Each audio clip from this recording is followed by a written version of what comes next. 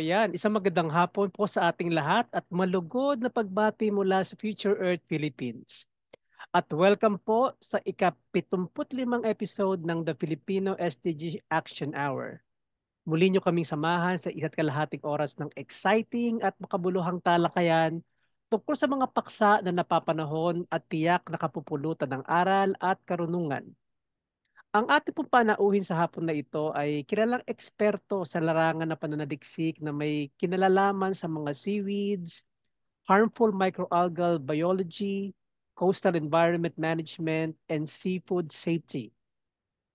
Ito po, naaalala ko po ito nung aking medyo kabataang panahon kasi malimit ko po siya napapanood sa TV noon. Ini-interview po siya nila Corina Sanchez, sila Ted Pailo sa Canolo de Castro. Nakilala po siya sa bansag na The Red Tide Lady. Kung sa mga kapanahonan ko po, nung 90s po kasi lumaganap po yung Red Tide. At ang ating pong panauhin ang siyang naging eksperto sa research tungkol sa Red Tide. At dahil po sa kanya hindi malatawarang ambag sa pag-aaral sa Red Tide ng phenomena noong mga panahong iyon.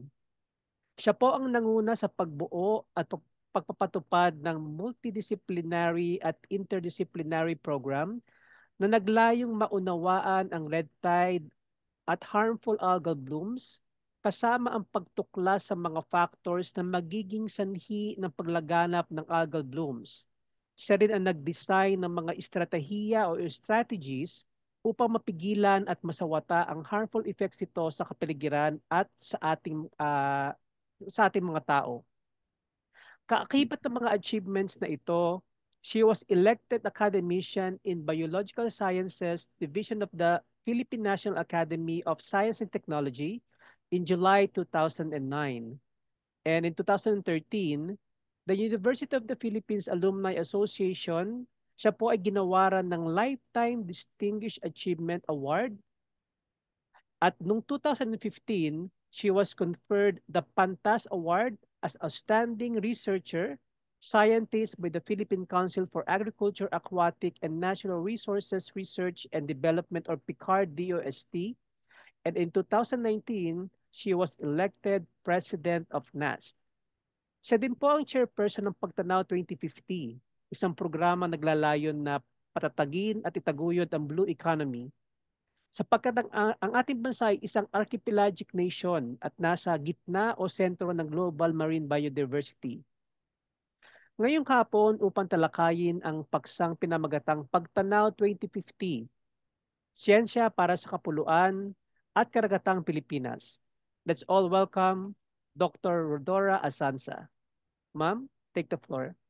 Maraming salamat. Napakaganda ng iyong pagpapakilala sa akin at natutuwa akong naalala mo ko nung sinusimula naming tulungan ng Pilipinas sa problema sa Red Tide at medyo nakatulong kami nung panahon na yun. Ayo po ma'am, So, napapanood ko po yun kasi si Noli de Castro po yun, TV Patrol, saka yung Hoy. araw tuwing gabi, pinapakita yung mukha ko.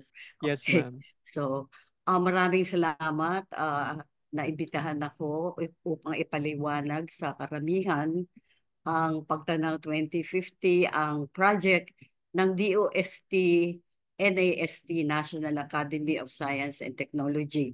Ginawa namin ito noong 2020 hanggang 2022 kasi medyo nagkaroon ng problema noon, di ba?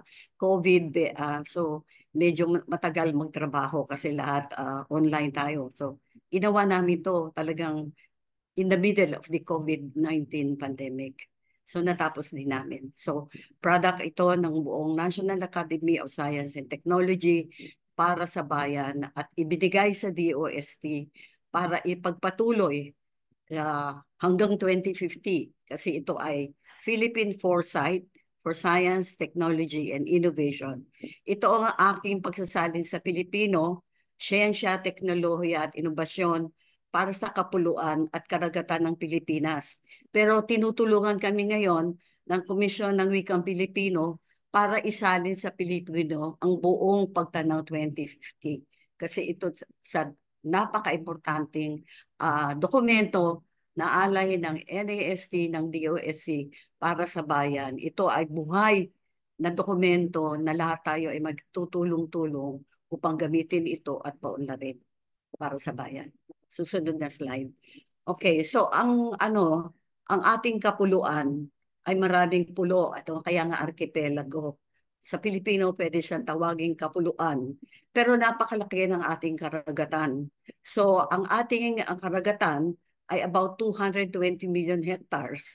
Ang ating land ay about 30 million hectares. At ang isang dapat nating tandaan, nasa center of marine biodiversity tayo. Hindi lang ng marine biodiversity, pati ng terrestrial biodiversity. Nasa gitna tayo. Tapos meron pa tayong bagong ibinigay sa atin, ang United Nations. Meron tayong tinatawag na Philippine Rice, na kung saan makakakuha din tayo ng ibang kayamanan na hindi lang buhay, kundi yung hindi buhay na mapapakinabangan natin hanggang sa 2050 or even beyond 2050.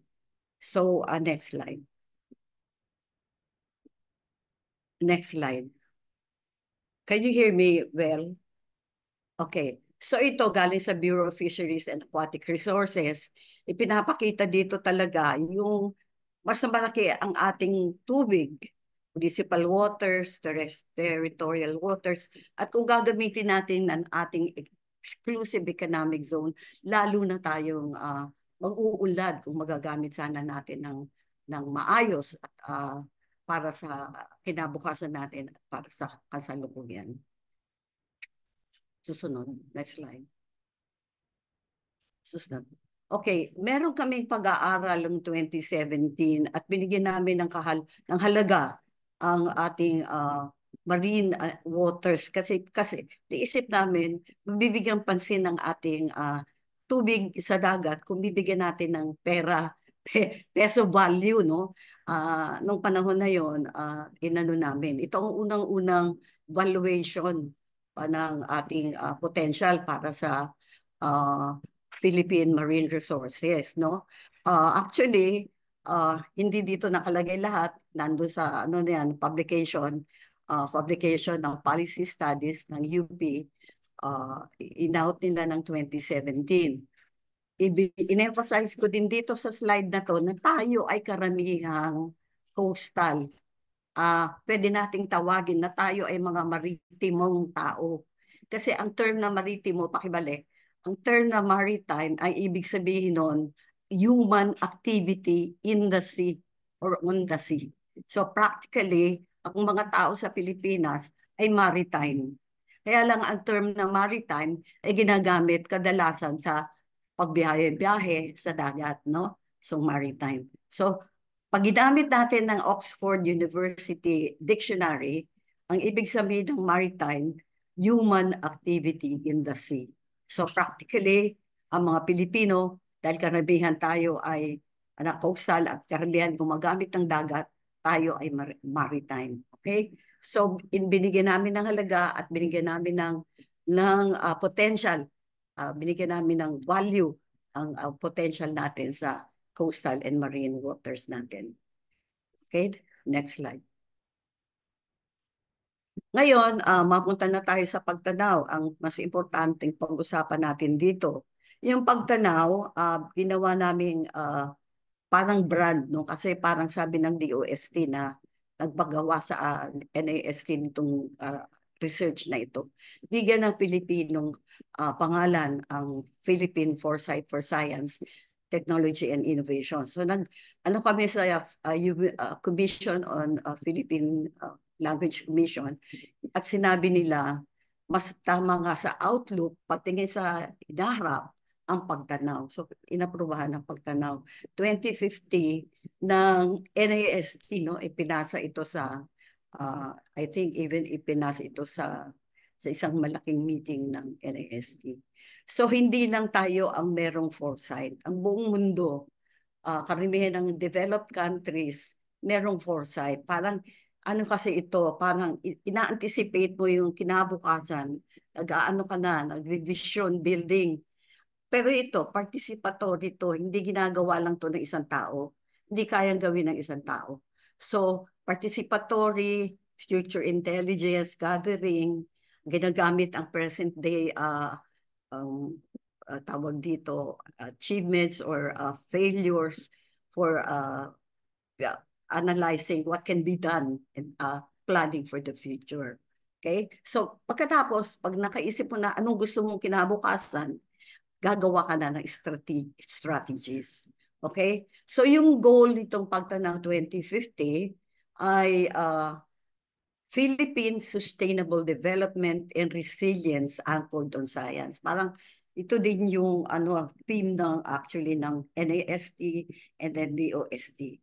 Everything, development should be based on science. Even future, ito ang ating pinakakalat. Okay, objectives na talaga nito, i-develop ang Philippine Scientific Capital from that year, actually 2023 or 2022, up to 2050. And then also chart strategic science, technology, and innovation pathways that you should have cooperative action plans. Okay, itong paggawa nitong mga pathways na to, hindi lang NAST ang gagawa nito. Katulad nga nung ginawa namin ng Pagtanaw. Tinawag namin lahat sa science community, representatives ng science community, para makapag-develop ng pwedeng pathways, no? Papuntang 2050. Bakit 2050? Ganun talaga, malayo ang pagtingin. Pero along the way, every 5 years, kailangan balikan mo yung iyong plinanong kinabukasan para kung kailangan magbago, babaguhin. Okay? The next one. The next slide, please. Okay. Ibig kong ipaliwanag sa slide na to, iba yung prediction sa foresight. Sa prediction, meron ka dapat data, kung maaari meron kang quantified data. Katulad ba ng weather? At saka sa yung sa, di ba, yung sa, pag ano ba ito, yung Dow Jones, nagfo-forecasting sila. Okay? Kasi meron kang pinagbabasihan nun. Itong foresight, kaya nga collective intelligence ito, parang nag-imagine ka ano ang pwedeng mangyari, pero ang pinagbabasihan mo, mga ano din, mga ano nangyayari ngayon at ang pwedeng mangyari na gusto mong mangyari sa susunod na panahon. Gagawa ka ng mga scenarios, yung ayaw mo, yung hindi pwedeng mangyari, at yung gusto mong mangyari. Ang ano ngayon sa buong mundo, you don't wait for the future, you have to plan for your future. You create your future. You plan for your future. Okay, the next one. So, itong Pagtanaw 2050 sa introduction namin, sinabi namin talagang kailangan ito. Dahil ang population natin by the year 2050, baka 144 million o mahigit. Ang kabutihan lang dito, ang prediction ng, may bagong prediction worldwide, especially for Southeast Asia. Isa tayo sa magiging very young ang ating population by the year 2050. Kaya tinatanong kita, sino ang makakapakinig nitong ating pag-uusapan? So i-disseminate sa YouTube at ibigyan ng konting tawag dito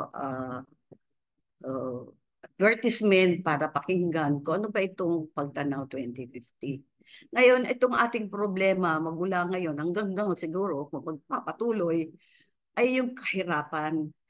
Kailangan nating tulungan yung mga naghihirap, alleviation. Merong noon, pandemic, baka magkaroon ng pandemic in the next 10 years or so.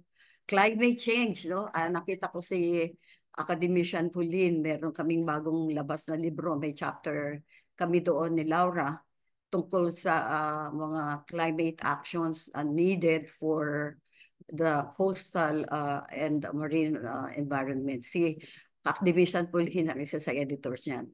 Okay. So yung approach kapag complex ang problema, katulad ng sinasabi ng Future Earth, hindi lang isang disiplina ang kailangan. Maraming disiplina, magkakasamang disiplina. Okay, binanggit mo ang red tide noon, kaya namin naintindihan ang red tide noon sa Manila Bay at bumaba at wala na nagkakalason talagang transdisciplinary, interdisciplinary yung naging approach namin. Pati social aspects, kinonsider namin. Okay, and cultural. Now, itong foresight sa science, technology, and innovation, hindi ko na ibibigay yung masyadong detalye ng paano namin ginawa. Pero kini-create mo yung gusto mong maging kinabukasan. Ang kabutihan nito, meron kang time na igawin ang gusto mong mangyari. Okay? And then, makikita mo ang mga opportunities at saka mga threats. Hindi mo masasabing lahat mangyayari. Kaya meron kang threats, meron kang opportunities. Tinitignan mo rin yung nakaraan at saka yung ngayon. Kaya ipinakita ko rito yung tinatawag na futures triangle. Yung weight ng nakaraan, andyan. Yung push ng present, andyan. Kailangan siya. Pero yung pull of the future, napaka-importante. No? Kaya itong weight of the past, huwag tayong padala pababa. Di ba?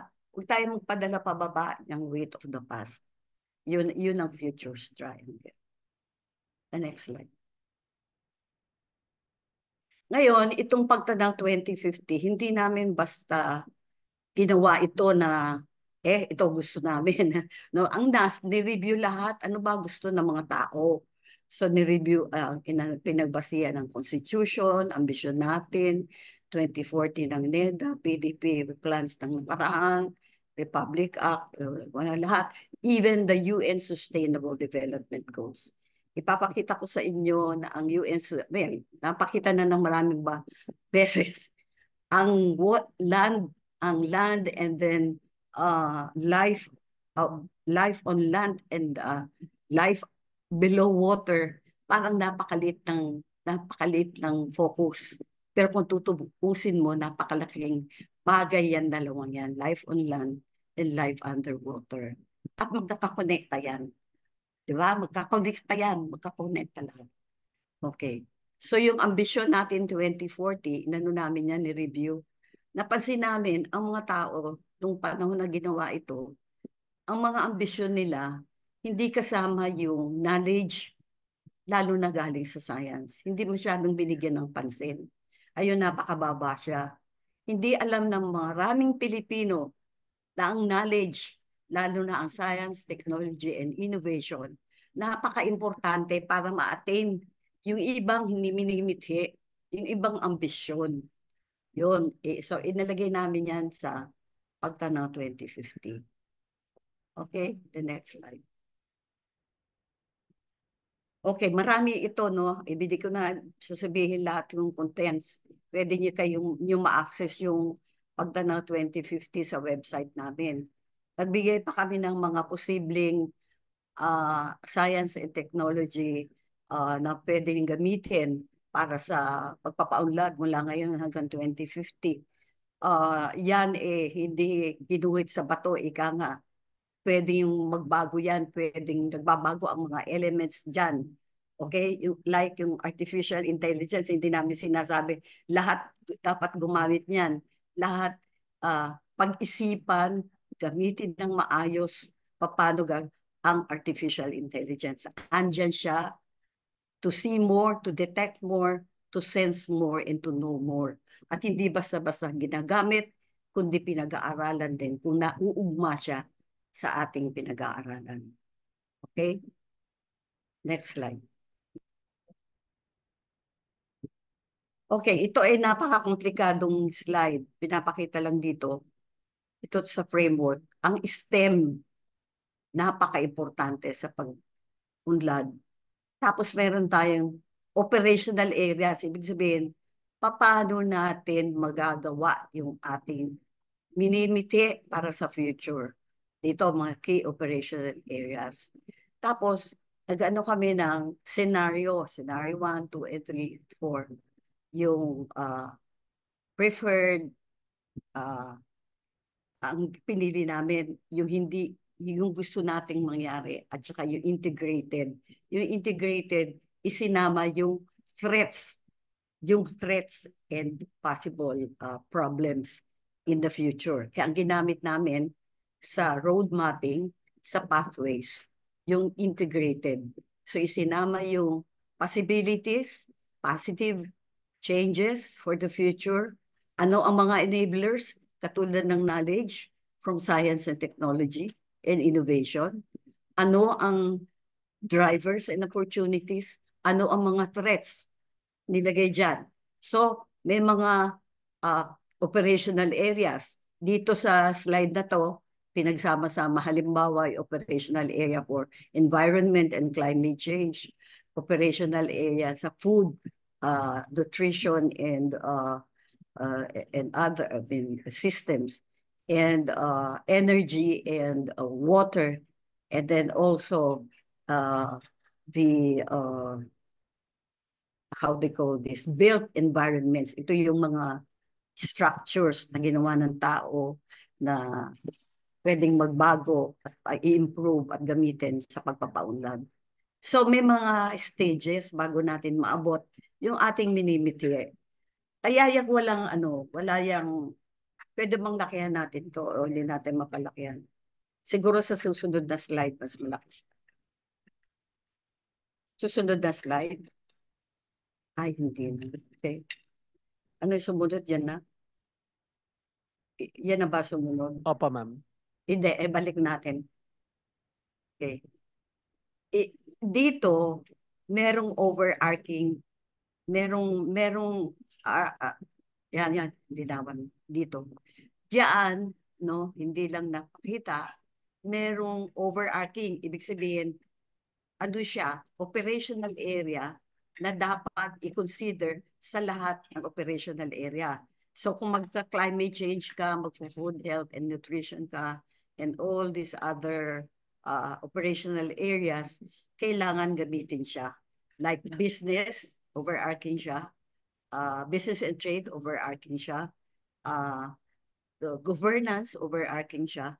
Blue economy is overarching. And even climate change is overarching. So, bago tayo makarating sa ating preferred future for one archipelagic and maritime nation, wherein you have inclusivity, sustainability, wherein the people are productive, educated, and healthy, kailangan natin makaraos dito sa mga stages na ito. Responsive human, animal, and plant pest and disease management, revived economy, high growth development, and competitive economy. Bakit walang mga years yan? Kasi depende yan sa ating gagawin as one nation, as one archipelago. At saka yan, dapat hindi lang isang presidential, isang president's period lang yan. It will go beyond one presidential period. Okay? So, ano yan up to 2050. So, kung mamamadali natin yan, maaayos natin yung ating integrated science, technology, and innovation plan na talaga, kailangan ng cooperation ng lahat, maaari nating marating yung ating pangarap, yung preferred future natin, one archipelagic and maritime nation, which is more inclusive and sustainable because we are using the endowments, yung binigay sa atin ng Diyos ng kapalaran, no? Sa lupa at karagatan. The next slide. Ngayon, bakit nandun yung blue economy? Ang mundo ay karamihan tubig. Ang ocean economy ay napakalaki. Para tayo ma-develop, kailangan natin makasama na dyan. Pagiging active, hindi lang sa pamamagitan ng ating mga marino. Okay? Ang ating contribution karamihan sa ocean economy ay marino na nagpapatakbo ng ating marami yan, no? Na nadidevelop ang ibang bansa. Tumutulong din sa atin. Pero kailangan mas malaki pa ang ating makuha at magamit sa ating blue economy na ating didevelop ngayon. Ngayon, yung World Economic Forum at saka World Bank, binabago na ang focus ng ocean economy kasi Yung blue economy na ang focus ng mga bansa at saka ng mga region. Kasi ngayon, sinasama ang social inclusion, improvements of lives and livelihoods, and environmental sustainability. Okay. Ngayon, kasi pag hindi pangalagaan yung ocean, coast, and even the land, hindi tayo magkakaroon ng development at makasama sa development na malaki ng ocean economy and overall uh, blue economy. Kasi ang blue economy, bawat bansa meron, pero may regional blue economy din. Okay? So, gamitan ng technology, data, information, and so on. Kaya even ang ASEAN, meron ng blue economy pathways, no? ASEAN, meron ng blue economy framework. Ang Pilipinas din, no? Nagde-develop na tayo ng blue economy framework. The next slide. Ito yung ASEAN Blue Economy Framework. Nag-declare na, I think, 2019 or 2020. Pero kinukumpleto pa lang to. The ASEAN defines the blue economy as an integrated, holistic, cross-sectoral, cross-stakeholder approach that creates value-added, value chain of resources from oceans in inclusive and sustainable way. Sinama ang freshwater. In fact, kasama ang land dyan, no? Kasi naiimpluwensyahan niya yung karagatan. Punta sa lupa, sa river, papunta sa dagat. Okay? So ito ngayon ang economic engine, not only of countries, archipelagic countries, like Indonesia, the biggest archipelago, dinidevelop niya ang kanyang blue economy. And tayo, ang second biggest archipelago in the world, Philippines, is the biggest second biggest archipelago of the world. Kaya natin dinidevelop ang ating blue economy. The next slide.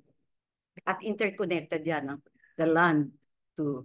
Ito, sinasabi ko lang po alin ang mga, hindi lang fisheries and aquaculture ang nasa in the blue economy, tourism, oil and gas, coastal manufacturing, seabed mine, renewable energy. Hindi ko na usapan lahat yan. It will take time because my topic now is Pagtanaw 2050, but I'm giving emphasis to the fact that the archipelago is so rich, not only in terms of the land resources that we have, but also in the marine resources that we have. The next slide.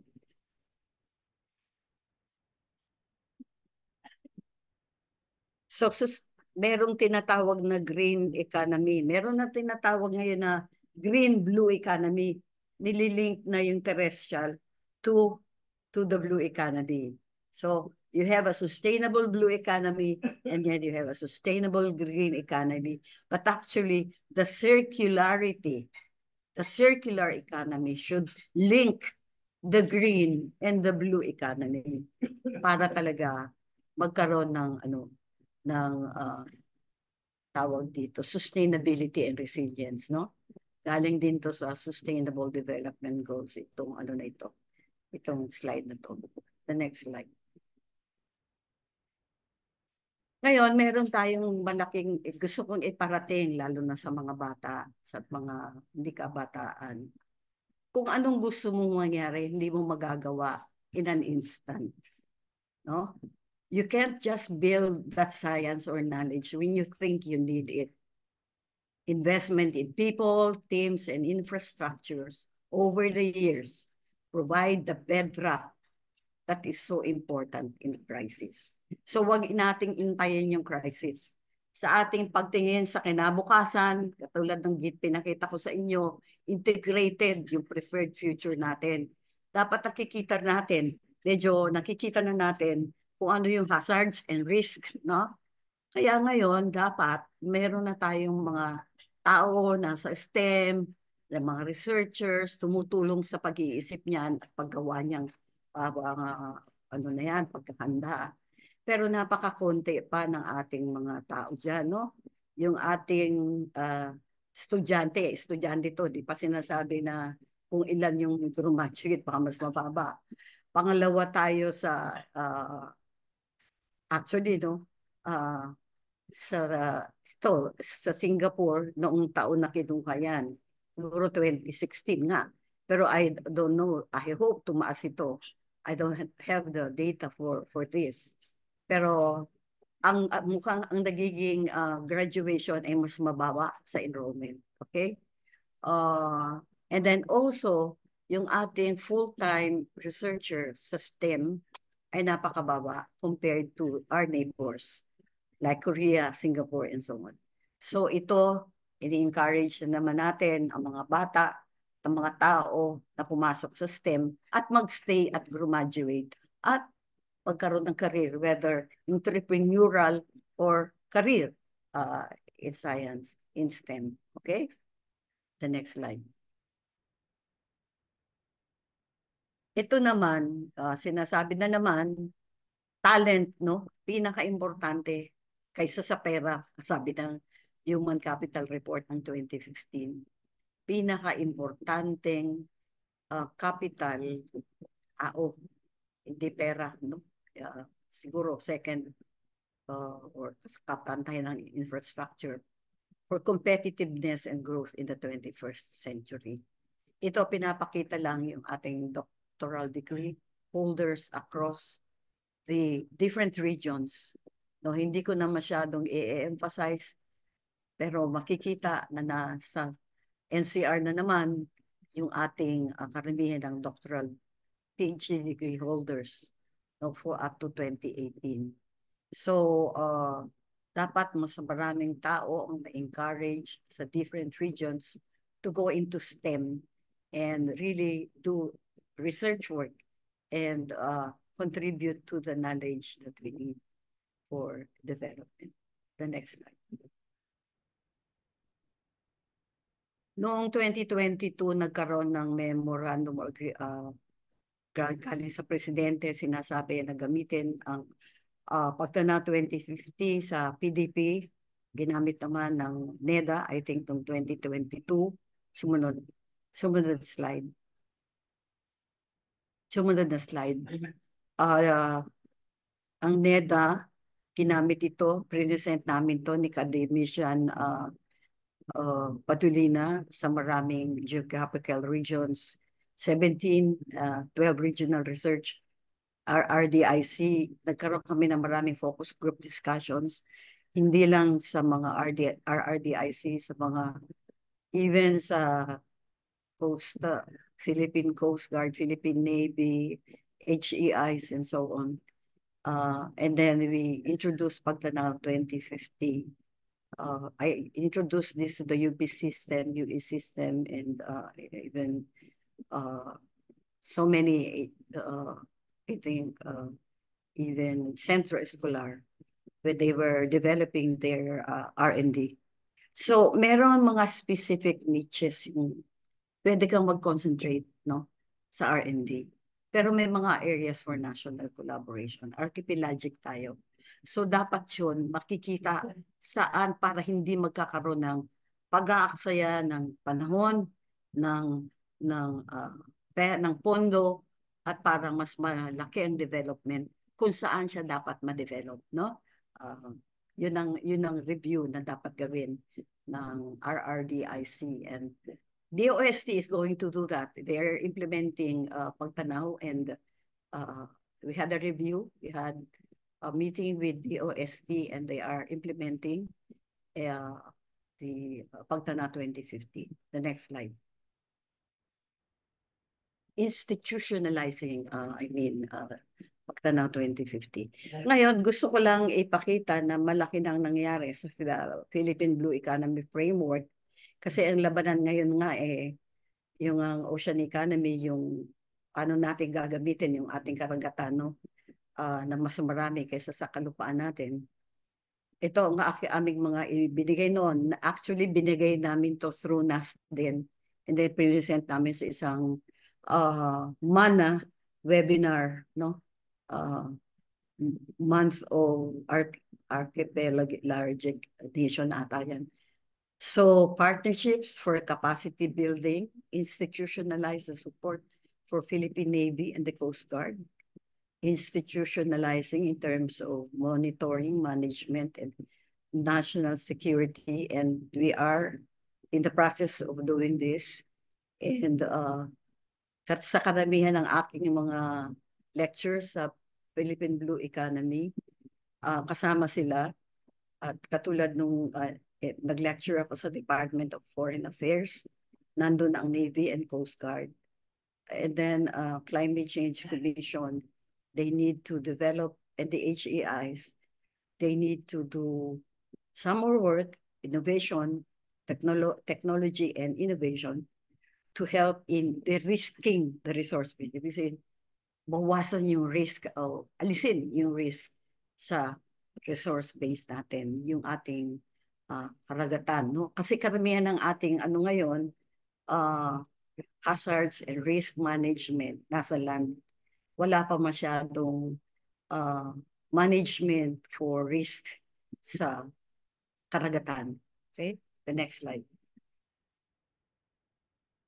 Malapit na ako matapos. Overtime na ba ako? Okay. Itong NEDA, pag kinutingnan ninyo yung kanilang development plan 22 to 28, this is the development plan of this presidential period, no?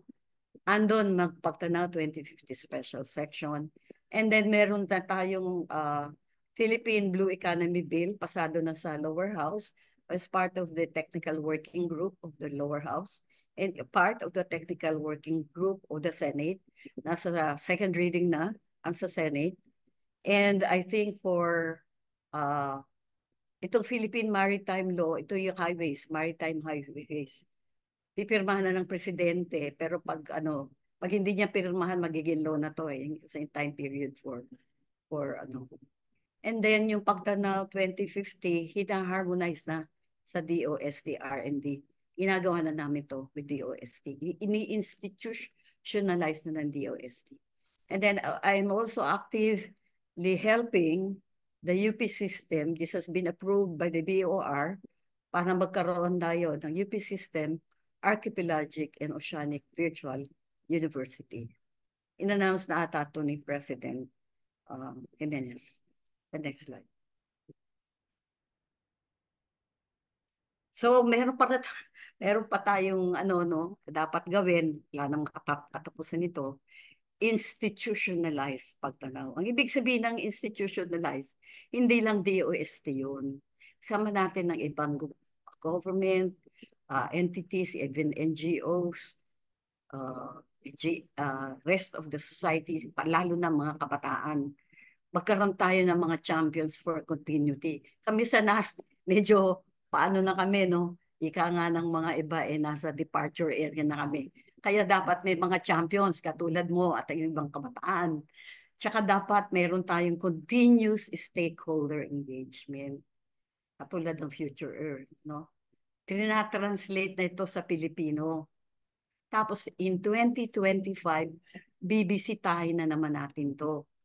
Ano ang nagawa, ano ang dapat i-enhance, ano ang dapat i-refrain.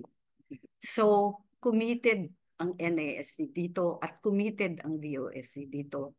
Dapat ang iba ay magiging din ito para sa ating future. I think that's the last slide. Maraming salamat. Ang pagtanaw ay harnessing the talent and tools in science and technology to innovate towards a prosperous archipelagic maritime nation by 2050. Maunlad at sustainable na kalupaan at karagatan ng ating bayan by 2050. Maraming salamat. Maraming salamat din po, Dr. Asanza, sa napaka-inspiring na presentation. Masasabi ko pong inspiring, ma'am, kasi ito po yung mga klase ng mga balita ba? O kaya para mga po sa inyong reference. And with that, gusto ko pong pasalamatan ang lahat sa pagsama po sa amin ngayong Biyernes. At muli po tayo magkita-kita next week. Same time, same channel. At mula sa Future Earth Philippines, you all have a great weekend. Bye for now. Yes, sorry, pwede bang mag-link kayo sa mga high schools and colleges na pwedeng, yung mga Future Earth series kung pwedeng gamitin nila sa kanilang pagtuturo. Yes, ma'am. Mga, di ba, kasi minsan pagpunta mo sa eskwela, may mga pinapakita sila sa YouTube. Pwede bang pasama na yung mga Future Earth, yung mga series natin, yung tulad nitong Pagtanaw and the other series. Pwede bang sumula tayo sa mga high schools and colleges na gamitin ang mga video natin for informal and formal purposes. Thank you. Yes, ma'am. Thank you for that input, ma'am. So together with NS Cruz, ma'am, we will find ways para po ma-incorporate po itong mga videos po natin. At kayo din po, ma'am Rod, kung meron po kayong mga publications, mga videos na gusto rin pong i-share, open po ang Future Earth, ma'am. Pwede po natin ilagay yan sa YouTube at sa aming FB page. Oo. Yung Para, ibang videos ko nasa YouTube na yata eh. sige po, Minsan ma'am. pinunod nga ng apo ko. Thank you. Sige po, ma'am. I-link po namin sa Future Earth para po Oo, maano po thank dito you. Sa sa YouTube. Facebook page po natin. Thank you. You're welcome, ma'am. So again po, ma'am, maraming salamat po sa pagpaunlak sa amin. And again, see you all next week. Same place, same time, same channel. And again, you all have a great weekend. Bye for now. Thank you. Thank you, you. ma'am. Stay safe, everyone. Thank you.